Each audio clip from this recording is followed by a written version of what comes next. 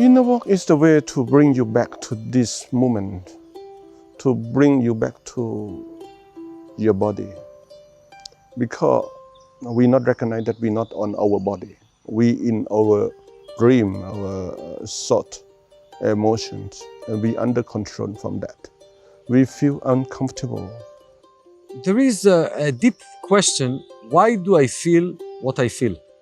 Because when someone says something and it makes me angry, why does this thing make me angry?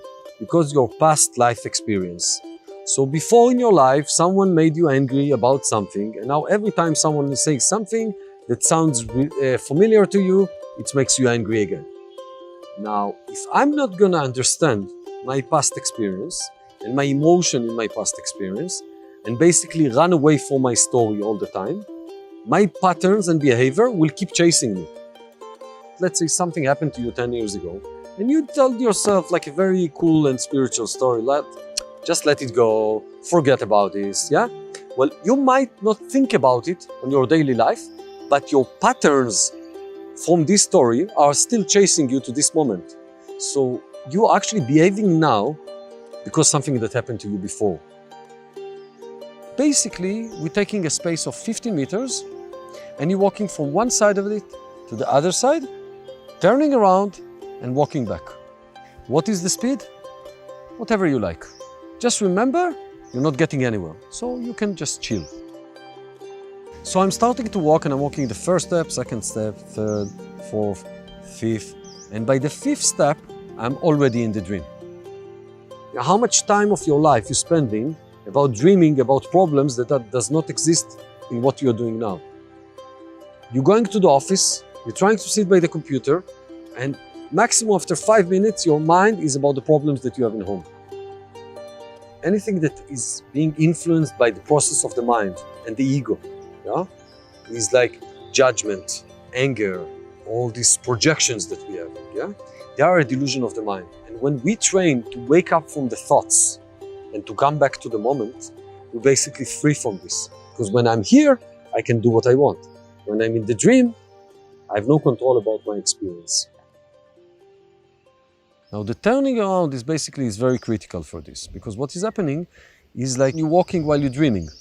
Like you're driving and dreaming, like you're reading a book and you're dreaming. And when you get to the wall, naturally, because your body is telling you, watch out, there is a wall, you need to turn around. It's like someone is doing like this to you, wake up.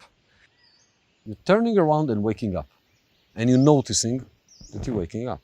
And you do it again, and you do it again, and you do it again. And the more I notice this moment, when I wake up from the dream, next time when I fall into the dream, I will wake up quicker.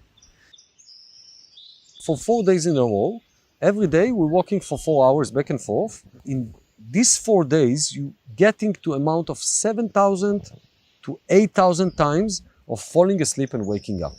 Now, this is a significant amount of practice. I guess going into Inner Walk, I wasn't sure what to expect. This reoccurring thought came like, why are you doing this? This is ridiculous. Here you are walking back and forth for 4 hours. You know, what are you doing? There are parts during the walk I'm like, this is so trippy. I'm on vacation, walking from point to point, and I could be out on a hike. So we're living in a very fast life in order not to deal with anything. You come back home and you have 1 minute to sit down and relax. What are you doing? Playing with TV, playing with the phone, calling friends, eating, drinking, going in, out, running, jogging, yoga, this, that. Okay. When do you have time to really see yourself? Now we get addicted to this fast. Yeah? So we need more of the fast.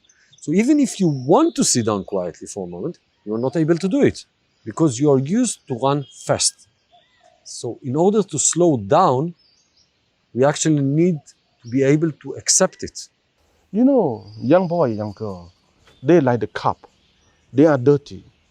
They're not clean, and we put the knowledge into the dirty cup. What happened? The knowledge is neutral, but the dirty cup is guilt, selfish, and that's going to be dirty knowledge. And that is the problem from the world.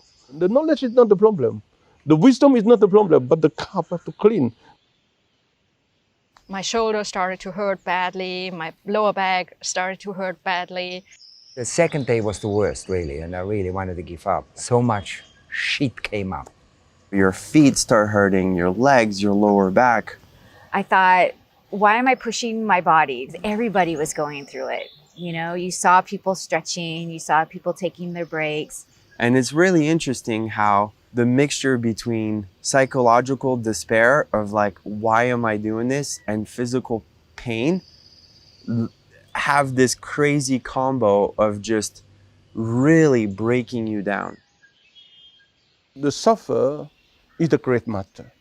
Without suffer, we not can grow. But maybe we not need to suffer, but we have to understand suffer. What is the difference between pain and suffering? Let's say you come to my hand and you do like this. This is pain.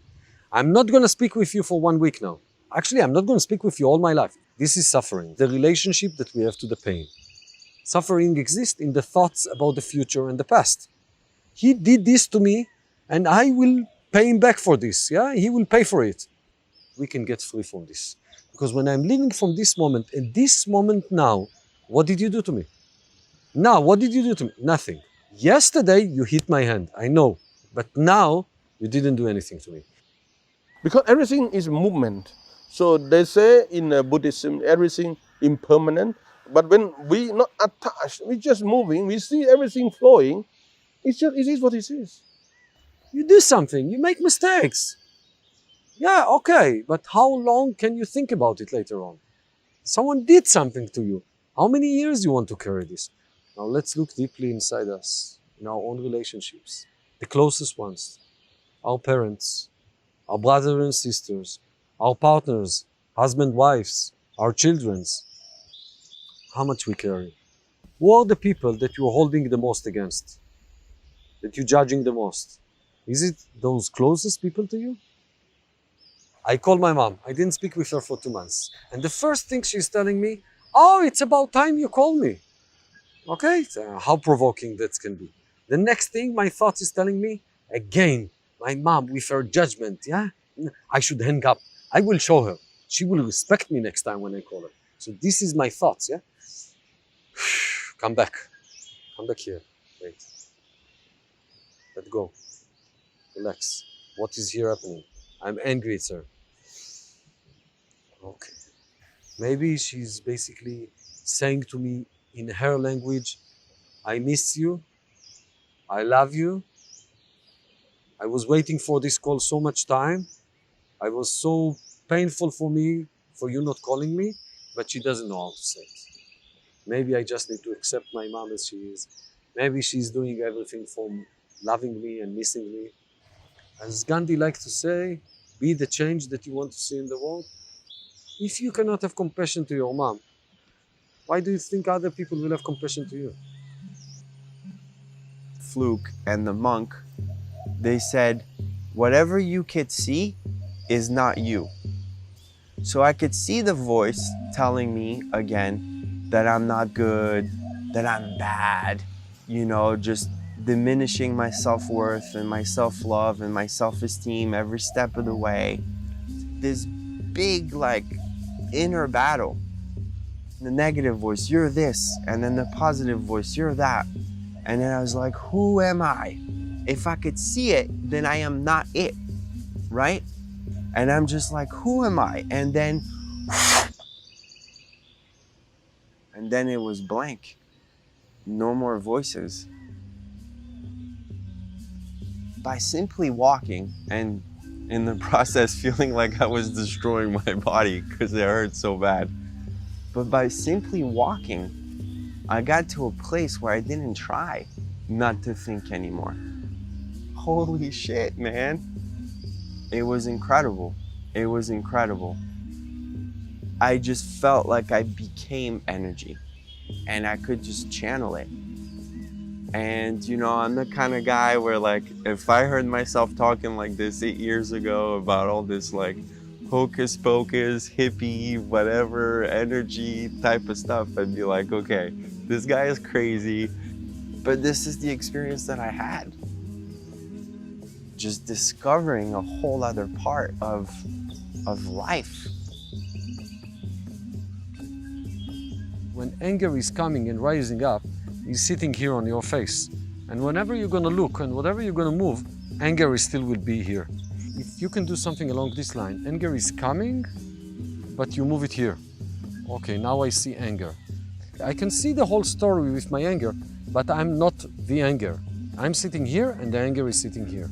So basically, this is kind of living from the moment, not living from the story, not living from the delusions of the past, of the future, of what I need to do, what happened to me, and all these emotional processes that we are going through. And yet saying that is not being detached from what is happening. So the anger does come to me. I do get angry. I see that I get angry. Now I have space and we can start working. What is your story? Let's listen. Now all your wisdom, all your knowledge, all your life experience will come to facilitate this situation. So if I keep doing this practice of waking up and seeing what is happening and understanding this, I basically releasing all the stories that I carry throughout my life.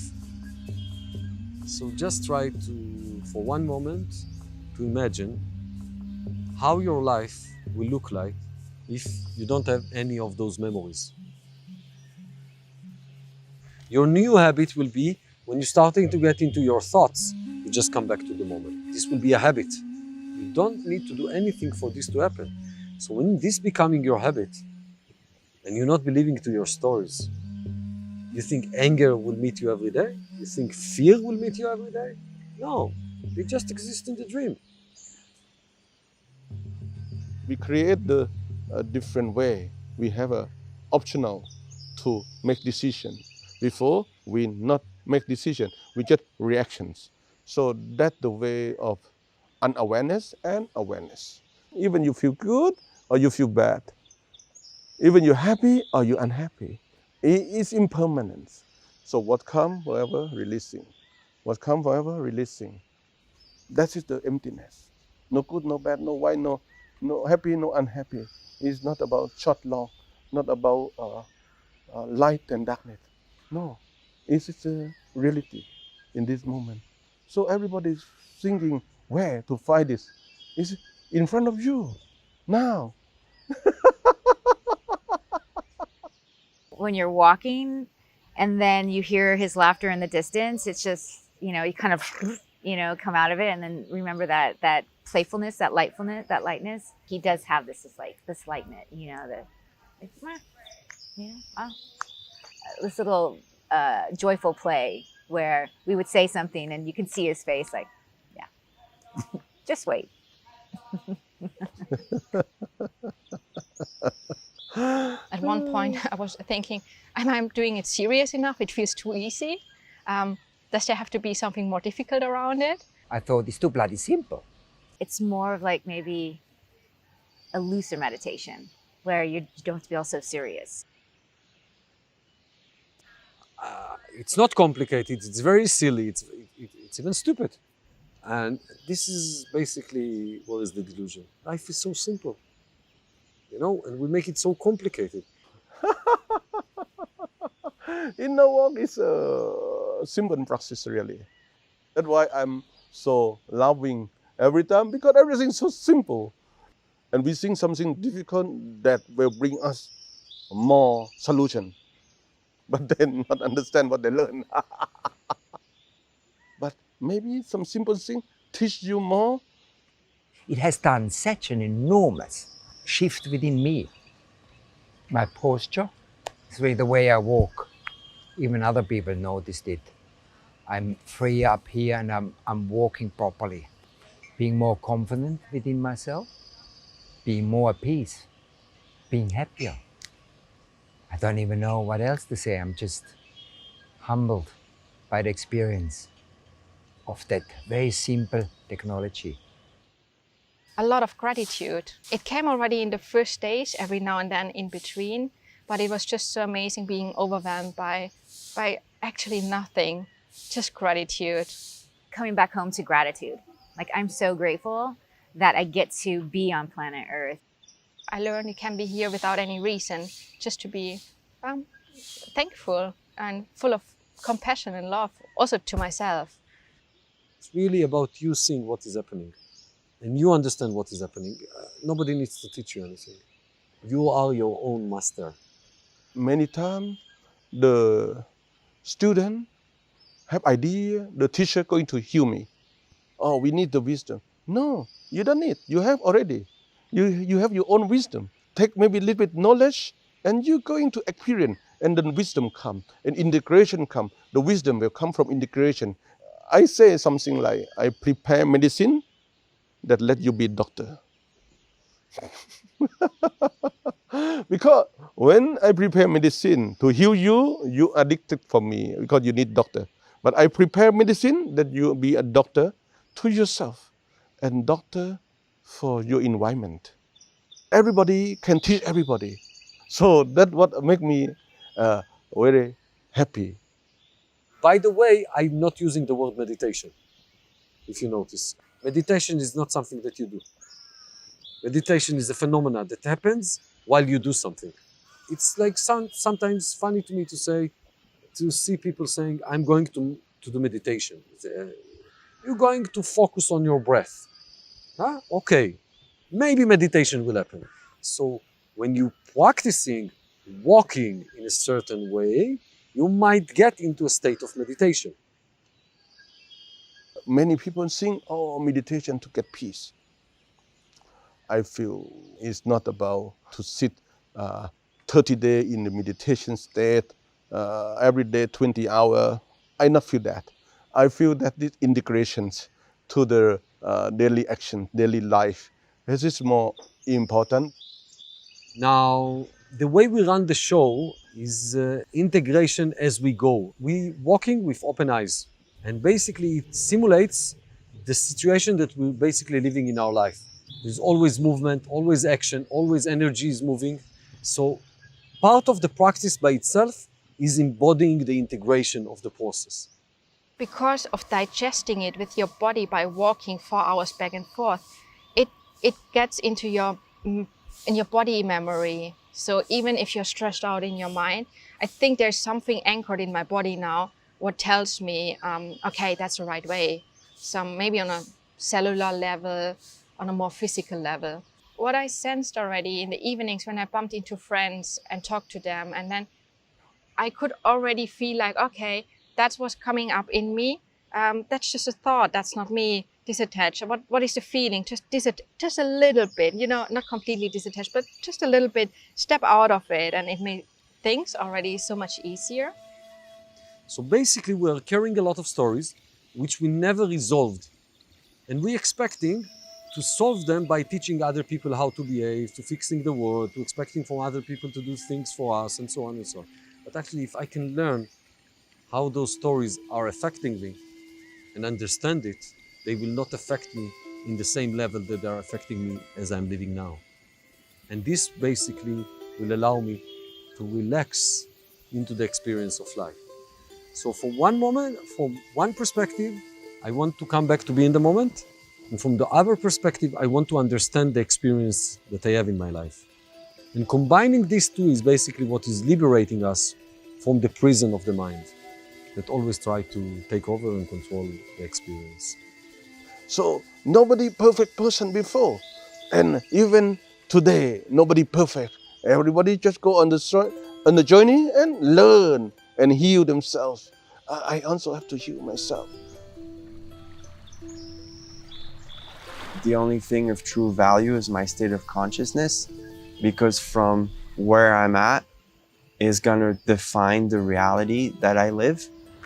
And for me to have had as deep of an experience with Inner Walk as I have, to have seen the impact that it can have on that state of consciousness, for sure it's gonna be something that I take with me and I continue to practice.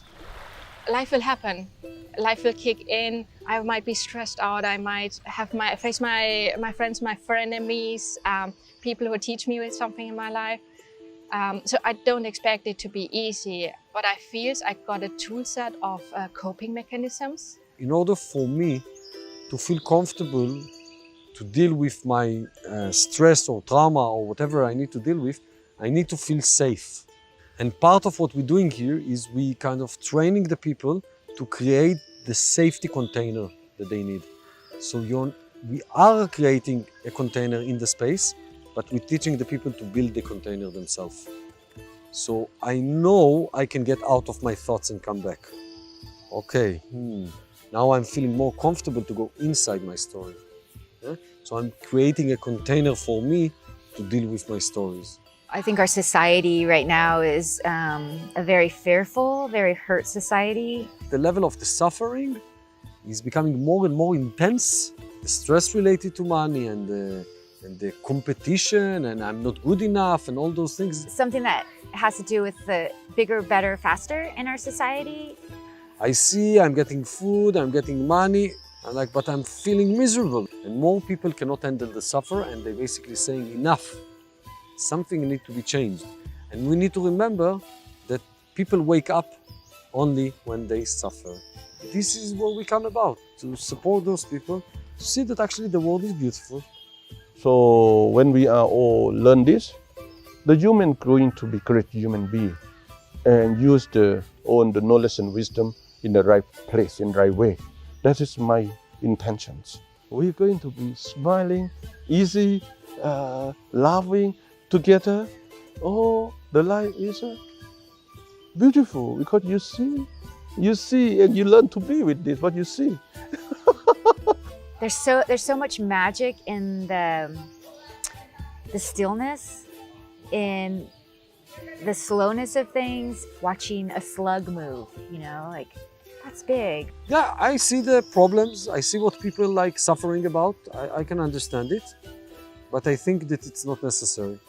And people can just decide to change their path and be the change that they want to see. The war is inside. The Buddha said, when you stop the war inside, you stop the war on the war. You stop the war with your family, you stop the war with your friend, your work, everything. You get peace, you get rest. Today the people rest less. And I want everybody to get rest. It's not only helping us, it's helping the world. So we can change and change other people around us who are not in a good space like we are. That's all it is, helping each other, not by saying, by doing, being happier. It's honestly one of the best things I've done. I like to giving this technology to this world. That's what I can leave behind me. Even one day I'm not here. Even one day already passing my life.